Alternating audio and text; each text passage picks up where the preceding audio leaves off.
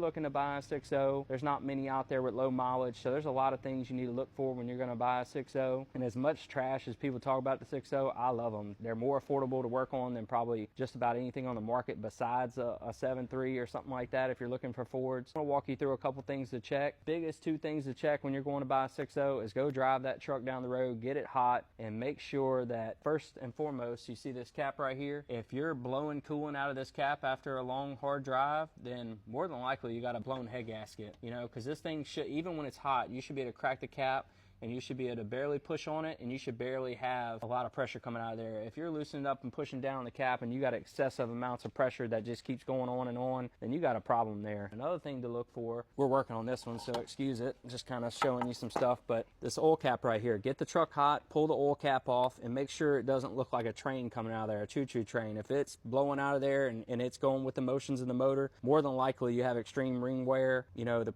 truck probably hasn't been maintained properly. These trucks do have a lot of common problems. Some of it stems from maintenance, some of it stems from just normal 6.0 stuff. So these trucks have issues with the VGT turbos getting stuck. We can take them off. You can clean those depending on if nothing's damaged inside the turbo. As far as the injection system, a lot of people say, I change my oil with this, I do that. Look, guys, this is a oil-driven HUE fuel system, okay? So the injectors thrive on oil pressure, not on fuel. Fuel is always in the head on these when you turn the key on. The fuel pressure's there. What drives the injectors is oil. So if you don't change your oil or you don't take care of your truck, then more than likely you're going to need injectors sooner than you should. So change your oil. It's the life of this engine for the bearings and for the fuel systems.